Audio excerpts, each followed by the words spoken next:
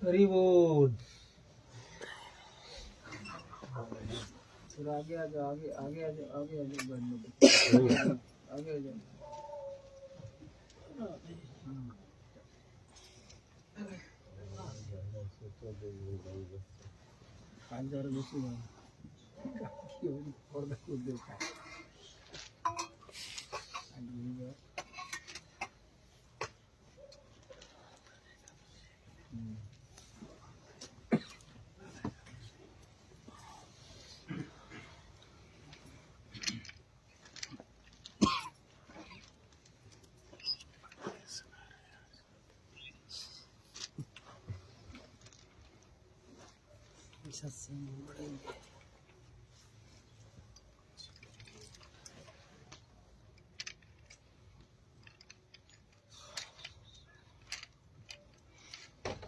जय जय श्री राम।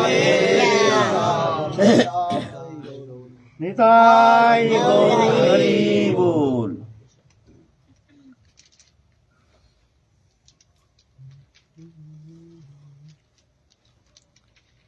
अभी हमारे माधुर्य उपासना विषय में थोड़ा सा बोलने की इच्छा हो रही है। कुछ ये तो अथाह अनंत है, कथा अनंत है, कौन इसका पार पाया। वो लीला अनंत है, वो धाम अनंत है, वो परिकर अनंत है, इसका कौन पार पाया है। आप समुद्र के किनारे में जा करके समुद्र दर्शन करते हैं तो आपको पूछा जाए आप समुद्र दर्शन किया? बोले हाँ हमने समुद्र दर्शन किया। कितना दर्शन किया? आपके दृष्टि में जितना सीमा रेखा दिखता है बस उतना ही, तो बस पूरा समुद्र आपने थोड़ी देख पाया, ये संभव नहीं है। हाँ समुद्र तो जरूर दिखा, लेकिन समुद्र की सीमा परिसीमा है नहीं। क्या देखा तुमने?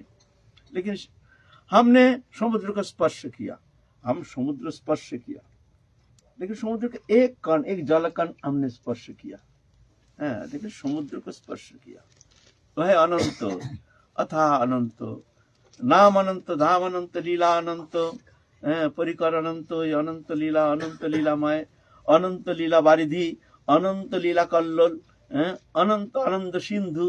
उस सिंधु में जो रस उपासक है उस आनंद सिंधु में गोता लगाते हैं। तो हमारे माधुर्य उपासना पद्धति जो है, हम पहले बताए हैं भगवान के त्रिविध उपासना पद्धति। एक है ज्ञानमय प्रकाश, जो ब्रह्म उपासक नाम रूप गुण लीला रहित भगवान एक ब्रह्ममय एक है, बस ऐसे मान करके उनको लिए लीला आदि ये सब माया है उनके दृष्टि से, जी ये माया है। भगवान का कभी भूख लगता है, भगवान का कभी प्यास लगता है, भगवान कुछ जानते नहीं, ऐसा कभी होता है, तो ये सब माया है, ये इससे परे है। हमारे उपासना इससे परे है, उनकी धारणा ये बहुत परे है। हम बहुत श्रेष्ठ उपासक हैं ऐसे कहते हैं। तो उनका यह प्रवेश होना मुश्किल है। जहां भगवान विष्णु पुराण में कहते हैं यश पदनक ज्योत्स्ना परं ब्रह्मिति शब्दितं सएव वृंदावन भुवि हरि नंदिर नंदन। जिनकी चरण नख किरण की छटा, नख जो चरण की जो नख है ना, उसकी किरण के जो छटा है उसको परब्रह्म कहते हैं। जिस परब्रह्म में ये ज्ञान मार्गी जो ज्ञान उपासक है, जो निर्विशेष निर्गुण उपासक है, ज्ञानमय प्रकाश, बस ये है उनके प्रकाश, उसी में ही वो तल्लीन हो जाते हैं, अपने को विलय कर देते हैं। ऐश्वर्य उपासना भी है। भगवान अनंत विभु है, अनंत वैकुंठ नायक है, सृष्टि करते हैं, रचना करते हैं, प्रलय करते हैं, कौन पार पाया। और ये जो माधुर्य उपासना है ये वृंदावन में, ये सिर्फ वृंदावन में है, और कुत्रापि और कहीं ये उपासना पद्धति है नहीं। जो वृंदावन धाम आश्रय करते हैं, जो वृंदावन के संत के चरण आश्रय करते हैं, जो वृंदावन के वृंदावनेश्वरी राधा रानी के चरण में शरण लेकर जो भजन करने के लिए प्रयत्न करते हैं, सिर्फ वही ये वृंदावन लीला जो है उनकी कृपा से उसके अनुप्रवेश हो सकता है, नहीं तो कदापि कोई साधन प्रक्रिया के द्वारा वहां प्रवेश करना कदापि संभव नहीं। लक्ष्मी जी एक दिन नारायण से कहती है कि देखो ये वृंदावनी लीला तुम्हारी, वो नारायण कृष्ण तो एक ही है ना, तो ये वृंदावनी लीला मैं भी प्रवेश करना चाहती हूँ, मैं भी तो राधा रानी ये सब जो मैं ही हूं ना, मेरा ही स्वरूप है, मैं तो अलग नहीं हूं, शक्ति तो एक ही है ना, तो मैं प्रवेश करना चाहती हूं। नारायण कहते हैं ये तो संभव नहीं, ये तो संभव नहीं, तुम लक्ष्मी स्वरूपा हो, लेकिन इस स्वरूप में तुम हमारे ऐश्वर्य लीला ये हमको हमारे चरण कमल में आकर के तुम ये लीला को दर्शन कर सकते हो, आस्वादन कर सकते हो, लेकिन वो माधुर्य लीला में तुम्हारी प्रवेश अधिकार है नहीं। बोले ऐसा क्यों? बोलते ब्रज गोपी का अनुगत्य बिना वहां प्रवेश अधिकार है नहीं, ब्रज गोपी। तो लक्ष्मी जी कहते हैं ऐसे कैसे हो सकती है?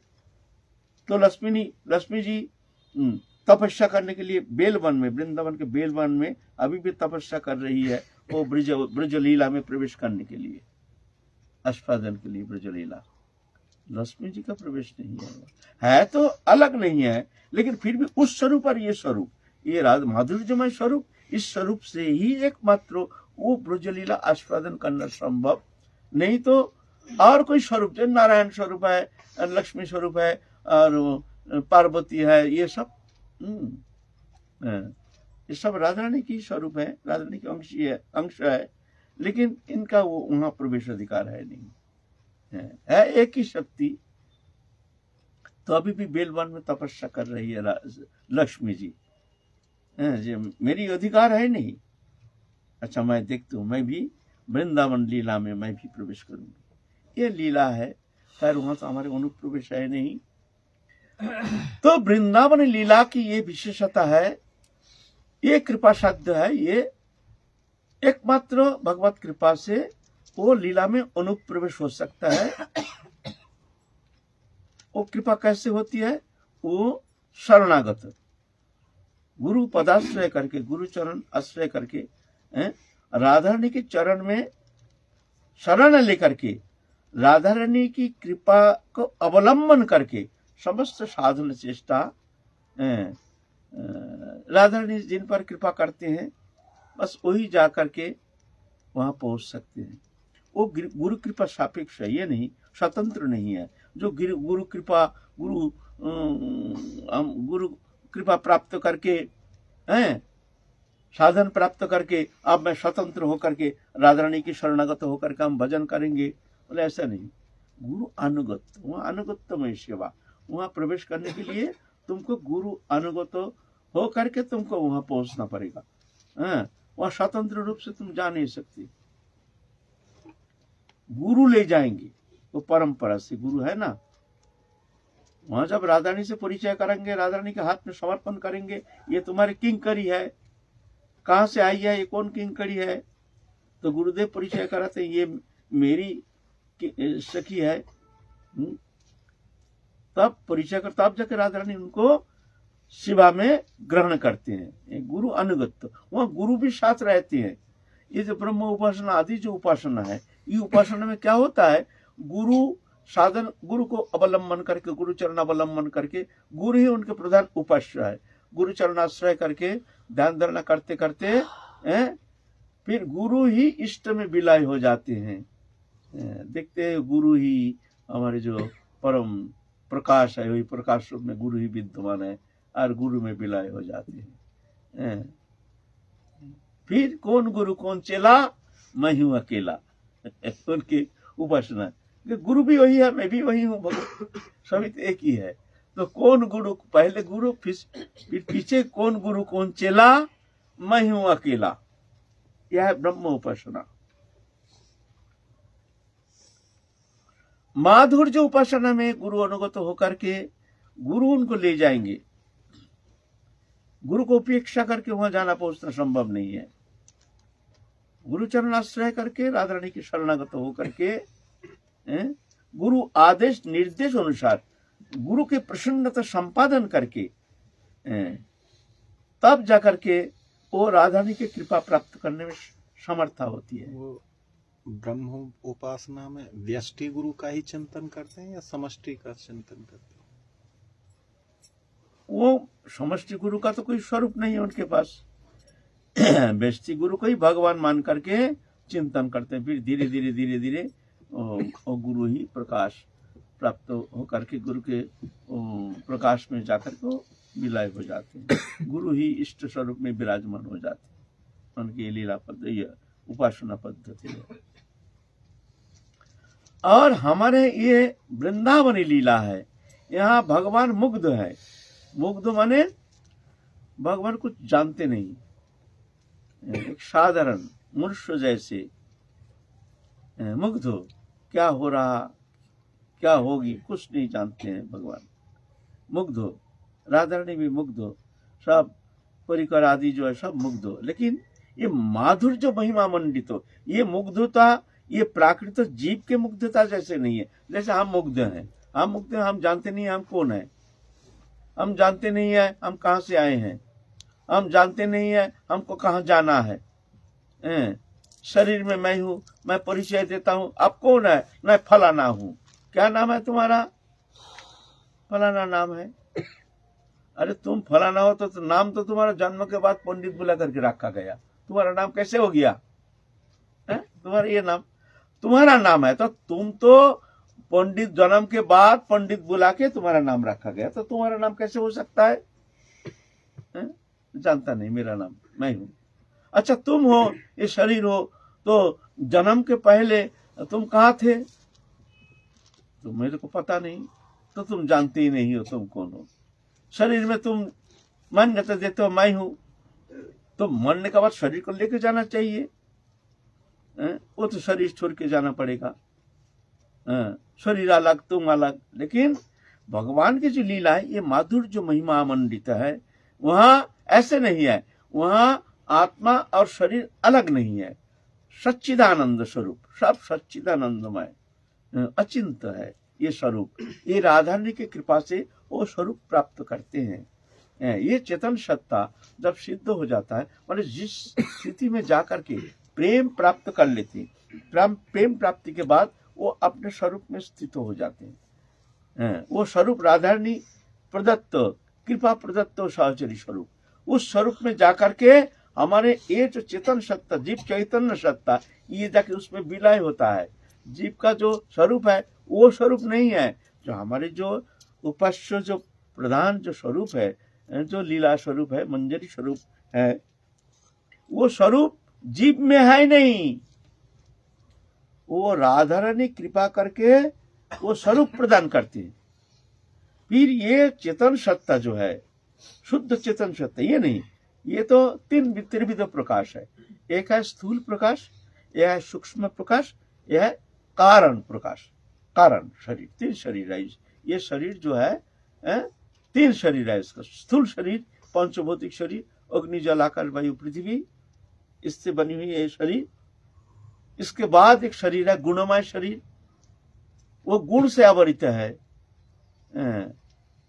शब्द स्पर्श रूप रस गंध चक्षु नासिका जिह्वा त्वक, ये सब है उसमें, सब गुणमय आवरण मात्र, स्थूल नहीं है, सूक्ष्म, लेकिन एक गुण से आवरित है।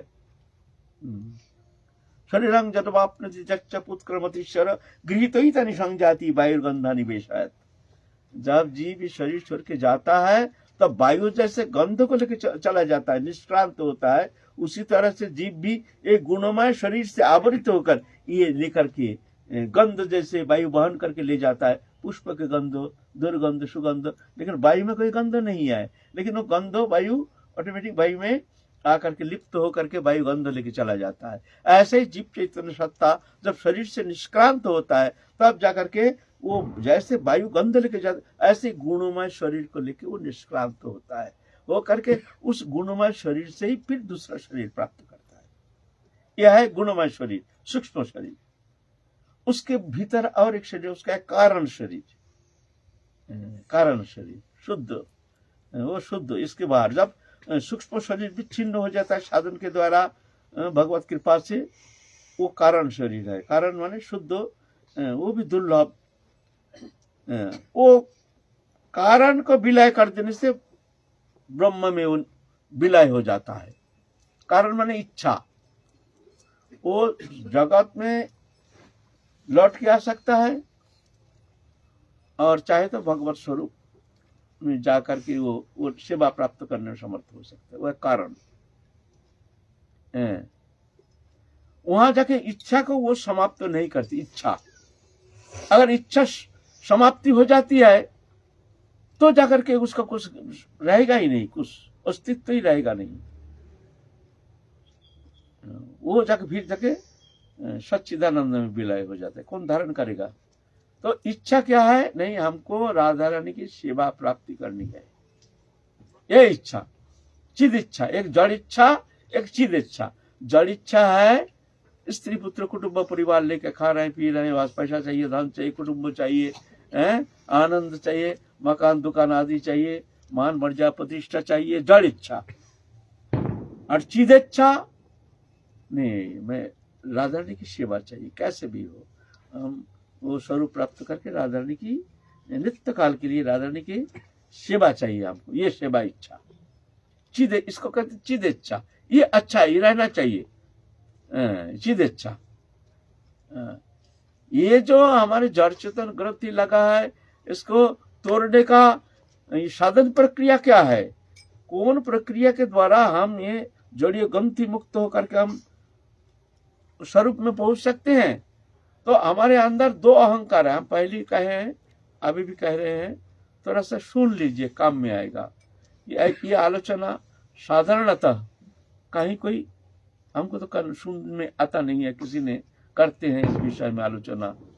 हाँ, लीला विषय करते हैं, भगवत कथा प्रवचन करते हैं, सब नाना प्रकार तत्व मीमांसा करते हैं, लेकिन ये जो विषय, इस विषय आलोचना बहुत कम होता है। तो ये जो अहंकारी मूल कारण है, मैं शरीर हूं, शरीर संबंधी वस्तु मेरा है, यह है जड़ीय अहंकार। ये जड़ीय अहंकार जो है, यही बंधन का कारण है। यही जीव को संसार सागर में बांध करके ले जाए। मरने के बाद फिर उसका कामना वासना लेकर के उसको निष्क्रांत होकर के फिर कर्म अनुसार उसको ऐसे शरीर मिलता है। ये जड़ीय इच्छा, इसे जड़ इच्छा। और एक है चिद इच्छा, चिद अहंकार। अहंकार है, वो कैसे है? मैं शरीर नहीं, शरीर संबंधी वस्तु मेरा नहीं। मैं राधा रानी को, राधा रानी मेरी है। मेरा स्वरूप क्या है? मैं चिन्मय हूँ, दिव्य हूँ, मैं आनंदमय हूँ, मैं अतीत हूँ, मैं गुणातीत हूँ, मैं इंद्रियातीत हूँ, मैं शुद्ध हूँ, मैं सत्य हूँ, मैं सनातन हूँ। आहा, कितना सुंदर, चिंता करने में कितना अच्छा लगता है ना। हैं? मैं शुद्ध हूँ, मैं दिव्य हूँ, मैं आनंदमय हूँ, मैं अतीत हूँ, मैं इंद्रियातीत हूँ, मैं गुणातीत हूँ, मैं चिन्मय हूँ, मैं दिव्य हूँ, मैं शुद्ध हूँ, मैं सनातन हूँ, मैं भगवान का हूँ, भगवान मेरी है, मैं राधा रानी की हूँ, राधा रानी मेरी है। ये चिंतन होना चाहिए, ये इच्छा। ये इच्छा क्या? नहीं, हमको राधा रानी की सेवा चाहिए, बस ये है प्रक्रिया। हम साधन करते हैं लेकिन ये प्रक्रिया नहीं अपनाते हैं। हम जड़ इच्छा को लेकर के हम भगवत प्राप्ति करना चाहते हैं, साधन करना चाहते हैं, साधन में कुछ प्राप्त करना चाहते हैं, जड़ इच्छा लगे। हमको यह है, कन्या है, मैं पुत्र है, यह है, नाती है, पोती है, उनके प्रति आसक्ति है, ये चाहिए, वो चाहिए, हाँ चाहिए। तो क्या होती है? जड़ इच्छा जाता नहीं है और भजन करके वहां जाना चाहते हैं। ऐसा थोड़ी होता है। तुम्हारा बंधन तो यहाँ बंधा हुआ है, तुम तो फंसे हुए हो। तो वो चिदेच्छा की जागृति होनी चाहिए। चिदेच्छा ये कोई माने ऐसा कुछ ज्यादा दुखदायी नहीं है, कष्टदायक नहीं है। सिर्फ तो मन में सोचो, ये मेरा नहीं, शरीर मेरा नहीं, शरीर संबंधी वस्तु मेरा नहीं, बस मैं शरीर से अलग हूं, मैं चिन्मय हूं, दिव्य हूं, शुद्ध हूं, सनातन हूं, नित्य हूं, मुक्त हूं, आनंदमय, मैं राधा रानी को, राधा रानी मेरी है। ये इच्छा, ये भावना तुमको धीरे धीरे धीरे धीरे ये जड़ीय बंधन, जड़ीय ग्रंथि जो है, इससे अलग करता जाएगा। भावना जितना दृढ़ होता जाएगा, पुष्टि होती जाएगी, उतना ही जड़ी ग्रंथि जो है, अविद्या ग्रंथि है, हमारी जो जड़ इच्छा, ये धीरे धीरे खत्म होता जाएगा, ये ढीला होता जाएगा। बंधन ढीला होते होते होते इधर हमारी चीज इच्छा बढ़ता जाता है, जड़ इच्छा खत्म होते जाता है। इस तरह धीरे धीरे धीरे धीरे एक समय जाकर के अलग हो जाता है। बस जैसे सर्प केचुली छोड़ता है ना, ऐसे ही वो अविद्या ग्रंथि से अलग होकर शुद्ध सत्व अवस्था में पहुंचता है। फिर वहां अब तुम जाते हो, कहाँ जाओगे? वहां साधन पद्धति अनुसार वो स्वरूप अलग अलग लोग प्राप्त करते हैं। जो ब्रह्म उपासना करते हैं वो इच्छा को ही समाप्त कर देते हैं, ब्रह्म में विलय हो जाते हैं। और जो ऐश्वर्य उपासना करते हैं वो शालक्य शास्त्री सामीप्य सारूप्य चतुर्विध मुक्ति का कोई भी मुक्ति प्राप्त करके वो वैकुंठ लोग जाते हैं और लोग जाते हैं। दिव्य आनंद में सच्चिदानंद है, लेकिन वहाँ कोई सेवा नहीं है, क्योंकि भगवान वहाँ आनंदमय सच्चिदानंद विग्रह, वहाँ भगवान की कोई सेवा नहीं, कुछ नहीं, एक आनंद सागर में निमग्न रहते हैं, दर्शन करते हैं। क्यों? भगवान का भूख प्यास नहीं, भगवान का कोई भूख प्यास नहीं, भगवान ऐसा थोड़ी मनुष्य जैसे थोड़ी है, ये भावना। तो ऐश्वर्य उपासक वहां जाके वो चतुर्भुज वैकुंठ उपासक होते हैं, तो चतुर्भुज मूर्ति धारण करके वहां चले जाते हैं। अगर मान लीजिए सदा शिव लोक के उपासक है, तो ये शरीर उस चित्त स्वरूप में पहुंचने के बाद वो शिव लोक में चले जाते हैं, शिव के पार्षत्व प्राप्त करके शिव लोक चले जाते हैं। ऐसे अपने साधन अनुसार वो अलग अलग स्वरूप प्राप्त करके चित्त स्वरूप अलग अलग लोक प्राप्त करते हैं। हमारे ऐसा नहीं, हमारी साधना क्या है? हमको वो राधा रानी एक सहचरी स्वरूप देती है। इच्छा की जागृति होनी चाहिए। क्या इच्छा? मैं राधा रानी को, राधा रानी मेरी है और मैं राधा रानी की सेविका हूँ। बस ये भावना हर समय दृढ़ मन में चिंतन करना चाहिए। मन में मैं उठते बैठते चलते फिरते राधा रानी की सेवा कर रही हूँ, ऐसे चिंतन करना चाहिए, है ना। फिर वो जब वो जोड़िया ग्रंथ खुल जाता है, चित्त स्वरूप में पहुंच जाता है, तो राधा रानी उसको एक सच्चिदानंद तनु उनको प्रदान करती है। उस तनु जो है वो दिव्याति दिव्य है। ये शरीर है अशुद्ध सत्ता माने विकार पूर्ण पंचभौतिक शरीर, इसमें जीव निवास कर रहे हैं, जीव चैतन्य सत्ता, इसको कहते हैं अशुद्ध सत्ता। और जीव चैतन्य सत्ता जहां जाके उसकी जड़ ग्रंथि खुल जाता है, वो है शुद्ध सत्ता। ये अशुद्ध सत्ता और वो जो स्वरूप है वो शुद्ध सत्ता। और राधा रानी जो स्वरूप देते हैं उसमें जाकर के वो चेतन सत्ता तदात्म हो जाता है, विलय हो जाता है, उसको कहते हैं विशुद्ध सत्ता। ये विशुद्ध सत्ता ये कृपा सापेक्ष, ये साधन सापेक्ष नहीं, वो स्वरूप प्राप्त करना विशुद्ध सत्ता। अशुद्ध सत्ता जीव शरीरधारी पंचभौतिक शरीर, शुद्ध सत्ता भगवत अंश जीव विनाशी, ये शुद्ध सत्ता। विशुद्ध सत्ता राधा रानी के मंदिर स्वरूप प्राप्त करके उस स्वरूप प्राप्त होना, ये विशुद्ध सत्ता। ये हमारे जो उपासना के जो मूल प्राण केंद्र है, यह है ये माधुर्य उपासना। इस उपासना में भगवान मुग्ध हैं। साधारण मनुष्यवाद, प्राकृत मनुष्यवाद लीला करते हैं, और वो सच्चिदानंद स्वरूप दिव्य धाम में जो भगवान लीला करते हैं, ये मुग्धता वहां है। मुग्धता वो जोगमाया कृत, जोगमाया इस तरह से लीला प्रकटन करते हैं जो कोई जानते नहीं है लीला किस तरह से संपादित होगी।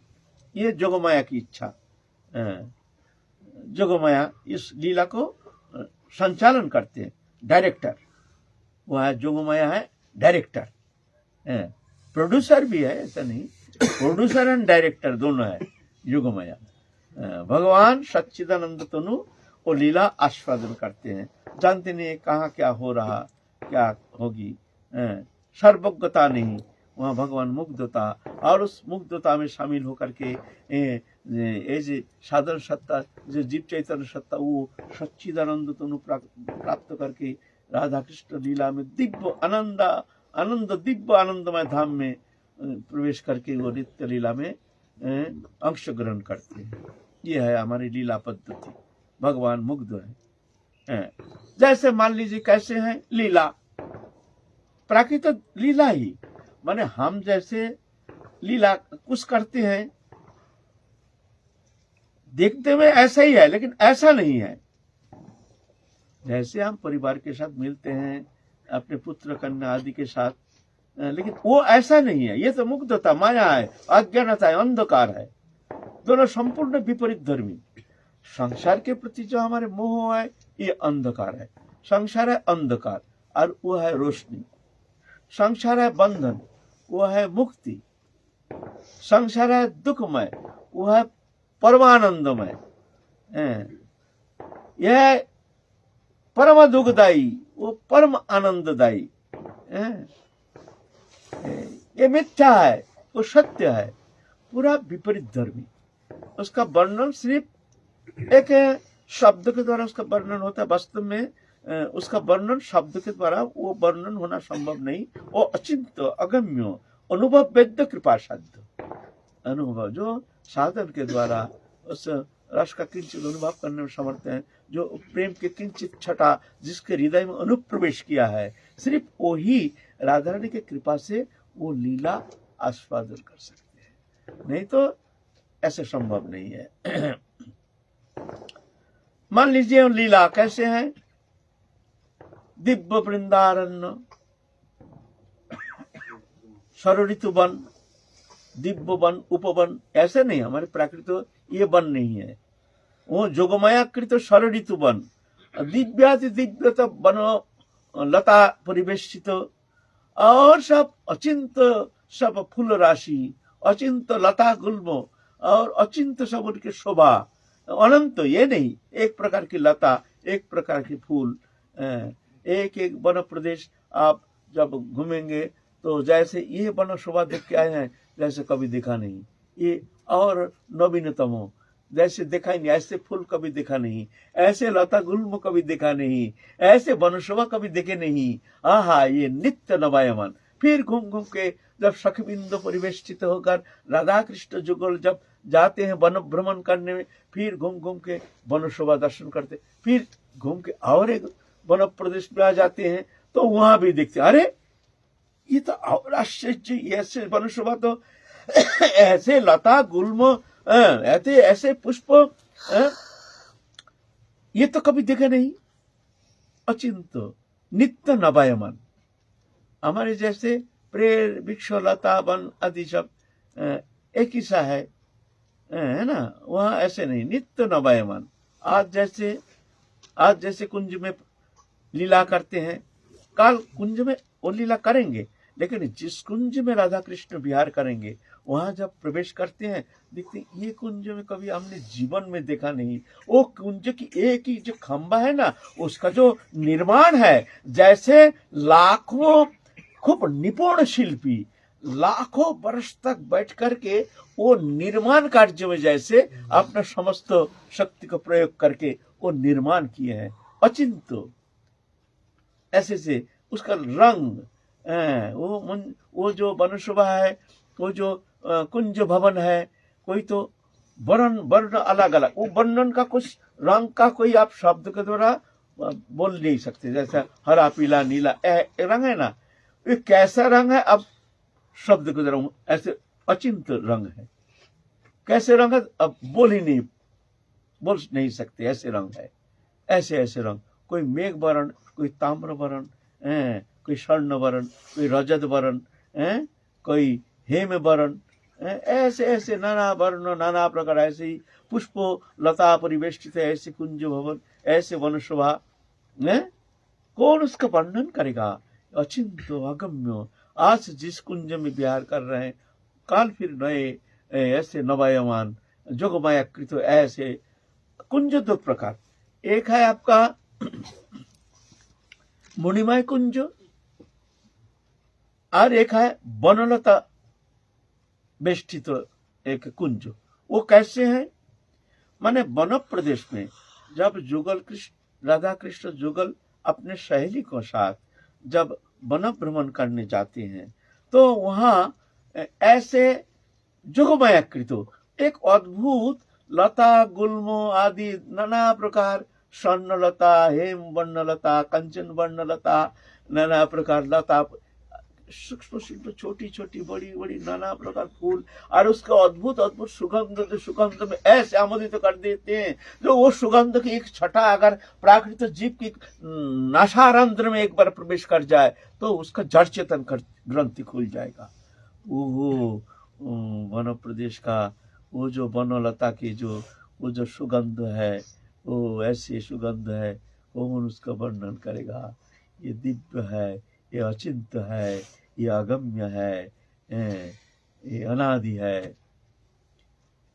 तो ऐसे यह वन प्रदेश पे कुंज शोभा, ये जोगमाया कृत ऐसे ऐसे लता आदि यहाँ से आकर के वहां से आकर के वहां से आकर के भीतर में जैसे किसी ने अति निपुण शिल्पी द्वारा कृत एक अद्भुत कुंज भवन, नीचे मखमल जैसे ऐसे घास, ये घास नहीं हमारे, वो घास कैसे है जैसे मखमल,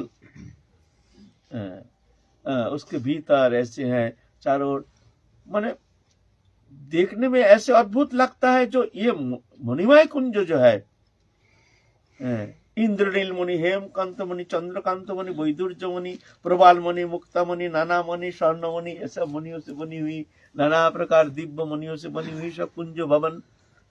लेकिन ये जो वन प्रदेश में जो ये कुंज, ये बड़े अद्भुत, सिर्फ लता गुल्म आदि परिवेष्टित जोगमयाकृत, किसी ने बनाया नहीं, लेकिन एकदम ऐसे अद्भुत दिव्याति दिव्य।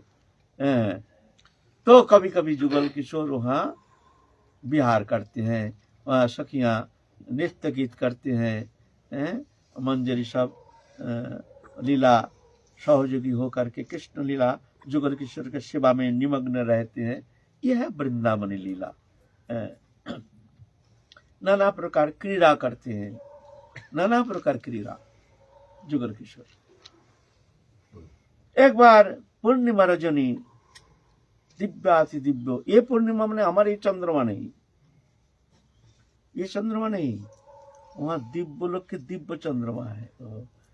वो जो दिव्य वृंदावन है वो चंद्रमा अलग है, उनकी रोशनी जैसे आनंद की छटा विस्तार करती, ऐसे स्वर्णमय आलोक झलक जैसे वो प्रकाश करते हैं, अद्भुत, सूर्य जैसे नहीं और रात्रि जैसे भी नहीं, एक अद्भुत प्रकाश जो उसका वर्णन किया नहीं जा सकता है।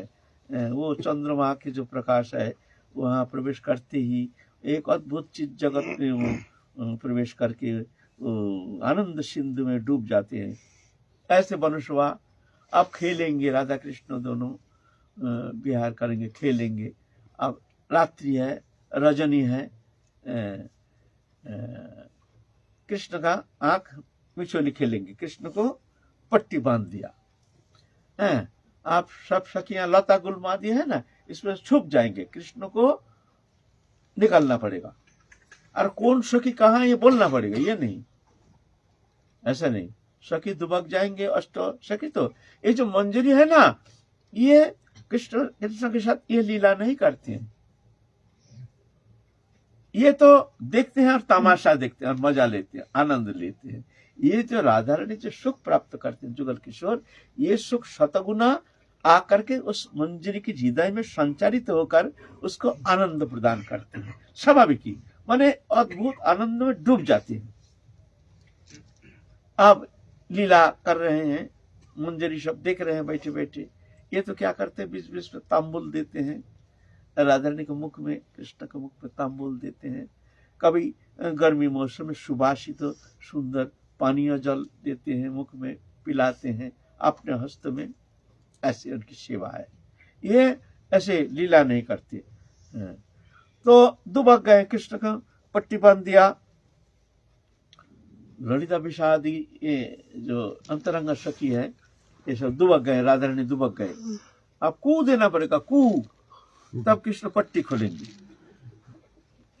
कृष्ण पट्टी खोले हैं।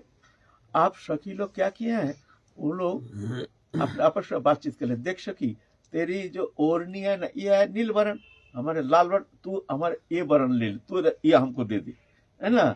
तो कृष्ण भ्रमित हो जाएगा, वो हमको ललिता पकड़ लेगा, हम देखेंगे तो विशाखा है, तो हम कृष्ण को मूर्ख बना देंगे, है ना, ऐसा करेंगे। तो पहले से ऐसा उल्टा पाल्टा कर लिया, ओढ़नी इसका ओढ़नी, उसका ओढ़नी और उसका ओढ़नी, और ऐसा करके कर लिया। आप कृष्ण भाव में ढूंढते ढूंढते तो मिलती नहीं। अरे बड़े विशाल वन प्रदेश है ना, ऐसे नहीं, छोटी सी नहीं थोड़ी, वो विशाल वन प्रदेश राजनी में आप कृष्ण ढूंढ रहे हैं। बहुत समय हो गया, आप क्या किए हैं, इतना चालाक है ना, और इधर मन ललिता का है नील ओढ़नी, वो लाल ओढ़नी ले लिया दूसरे सोगी से। थोड़ा सा कोई लता गुल्म के बाहर से ऐसा को झटक दे करके दुबक रही है, मैंने कृष्ण को दिखा करके, जो कृष्ण हम समझ नहीं रहे, कृष्ण समझ जाएगा जो ये सखी यहाँ दुबक गई है, और वो लाल ओढ़नी ये तो ललिता। कृष्ण आस्ते आस्ते जा करके ललिता, अरे देखते, अरे ये तो विशाखा, जाओ तुम जाओ वहां। कृष्ण अरे तो हमको मूर्ख बना दिया। फिर जा करके और एक लता गुल्म के ऐसे अपने ओढ़नी उल्टा पल्टा करके आप देखते हैं चित्रा भी अपना जो ओढ़नी है उसको बदल लिए हैं। तो आप देखते हैं श्याम वरण ओढ़नी, ये तो चित्रा के हैं, लेकिन वो पहन लिए हैं पीला वरण की ओढ़नी। ऐसे ओढ़नी को दिखा करके फट दुबक जाती है वो एक और कोई लता गुल्म के पीछे।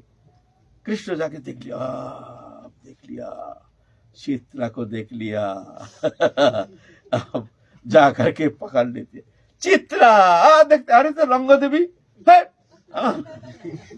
ऐसे लीला करके कृष्ण को पागल बना दिया, एकदम पागल बना दिया। ये लीला है ना। अगर सर्वज्ञ है भगवान, सर्वज्ञ माने सब जानते हैं, भगवान तो सर्वज्ञ, सर्वज्ञ होने से ये लीला का आनंद थोड़ी होता है, लीला थोड़ी होता है। जहां लीला वहां मुग्धता, जहां सर्वज्ञता वहां लीला होती नहीं कभी।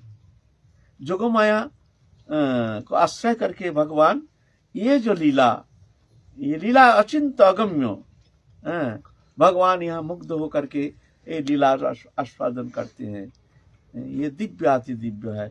और ये लीला में ही हमारी जो भजन उपासना पद्धति के मूल प्राण केंद्र मंजरी उपासना पद्धति, हमारे ये उपासना है राधा कृष्ण जुगल उपासना, जुगल विलास, ये हमारी उपासना के प्राण केंद्र है। और ब्रजभूमि इसके मूल आराध्य स्थान है। ब्रजभूमि ये उपासना के प्राण केंद्र है, और ब्रज में ही इसके प्रकाश है। और कोई स्थान ऐसे है नहीं जहां जाकर के भगवान ऐसे लीला करते हैं। वृंदावन परित्यज्य पादमेकं न गच्छति, वृंदावन छोड़ के मैं कभी एक कदम भी कहीं नहीं जाता हूँ। वही लीला अभी भी करते हैं भगवान, वही लीला, ये कोई कल्पना नहीं, ये सत्य है। प्रेम नेत्र से वो लीला अभी भी देख सकते हैं। यहाँ पर प्रेम नेत्र देखे तार स्वरूप प्रकाश, वृंदावन गोपी रास विलास, जन्म चक्षे देखे तारे प्रपंचेर सम, प्रेम नेत्र देखे तार स्वरूप प्रकाश। प्रेम नेत्र से यही वृंदावन में बैठे बैठे वो दिव्य लीला, दिव्य स्वरूप, दिव्य झांकी दर्शन करने में समर्थ है। अच्छा, हम लोग फिर काल चलेंगे, हाँ, और जो राधा रानी जैसे आस्वादन कराएंगे ऐसे करेंगे। हाँ, आज की कथा ही विश्राम। जय जय श्री राधे श्याम, बोलिए सद्गुरुदेव भगवान की जय। कल बोलो कुछ, कल करने। अच्छा, काल कर। महाराज जैसे रघुनाथ दास गोस्वामी छाछ पीते थे, तो चंद्रावली के कुंज से एक बड़ा पत्ता में दोना में छाछ लेकर आया, पूरा फेंक दिया, कभी भी वहाँ नहीं जाना। तो हम क्या चंद्रावली के कुंज में जाएंगे या नहीं जाएंगे? देखो, ये कहते हैं दास गोस्वामी ने राधा कुंड के किनारे में एक दोना माठा प्रतिदिन पीते थे। तो एक दिन एक भक्त ने कोई दे जाते थे उनको एक दोना माठा, माठा ही बस, और कुछ नहीं पीते सारा दिन में, एक दोना माठा। तो सखीस्थली गांव है वहाँ गोवर्धन के पास, वहाँ चंद्रावली के कुंज। चंद्रावली है विपक्षा सखी, प्रतिपक्ष माने राधा रानी की विपक्षा। सखी 4 प्रकार, सपक्षा, विपक्षा, सुहृद पक्षा, तटस्थ पक्षा, ये 4 प्रकार सखी प्रकरण है। सपक्षा है राधा रानी के समर्थन में रहते हैं, कृष्ण कभी समर्थन नहीं करते हैं, राधा रानी की विपक्ष में जाते हैं तो। और विपक्षा है चंद्रावली आदि। और सुहृद पक्षा है ये ललिता विशाखा आदि, ये सुहृद पक्षा। और तटस्थ पक्षा है सव्या धनिष्ठा आदि जो है ये तटस्थ पक्षा है ना, ये 4 पक्षा है। तो यह है विपक्षा, चंद्रावली आदि ये है विपक्ष, राधा रानी के विपक्ष। तो विपक्ष होने का कारण, वहां से माठा लाए कोई भक्त ने, कहां से लाए नहीं, हम सखीस्थली का वहां से लाए हैं। तो नारद उठा के फेंक दिया। तो वहां से लाए, कभी वहां से लाना नहीं। कोई राधा रानी की विपक्षा चंद्रावली के काम है। आप ये प्रश्न कर रहे हैं क्या हम अगर वहां से माठा ले आए तो हम क्या ऐसे फेंक देंगे? बहुत सुंदर प्रश्न है। देखो चंद्रावली कौन है? चंद्रावली राधा रानी ही चंद्रावली है, 2 स्वरूप में प्रकट हुए हैं और कोई नहीं। राधा रानी के सहस्त्र नाम में क्या है? चंद्रावली, चंद्रकेशी, चंद्र प्रमोतरंगिनी, समुद्र मथनोद्भुता, समुद्र जलवासिनी, ये सब राधा रानी के सहस्त्र नाम में है। चंद्रावली राधा रानी का नाम। लीला में लीला है, वास्तव में वो राधा रानी है। तो दास गोस्वामी दिव्य स्वरूप में रहते हैं हर समय, वही स्वरूप में, राधा रानी के सौचरी स्वरूप है। इसलिए वो स्वरूप में स्थित होने का कारण वो भाव से नहीं, हमारे राधा रानी की विपक्ष है उनके, वो वस्तु हम लेंगे नहीं। हम क्या करेंगे? ऐसा नहीं, हम जाएंगे, प्रणाम करेंगे, चंद्रावली उनसे प्रार्थना करेंगे, हे देवी तुम हमको कृपा करो, हमारे राधा रानी के चरण में अनन्य भक्ति दो, हे देवी तुम प्रसन्न हो जाओ। ऐसा नहीं होता है। वो भाव में पहुंचने से स्वाभाविक होता है, तुम करोगे तो अपराध हो जाएगा, ऐसा नहीं होता है। मतलब लेंगे, वहां से भी लेंगे, है ना। हम जाएंगे, उनके मंदिर में जाएंगे, पूजा करेंगे, प्रार्थना करेंगे, हे राधा रानी, राधा स्वरूपिणी, हे चंद्रावली देवी तुम हमको ऐसे कृपा करो, राधा रानी के चरण में हमारी अनन्य भक्ति हो जाए, ये प्रार्थना। जय जय श्री राधे। जय श्री राधे।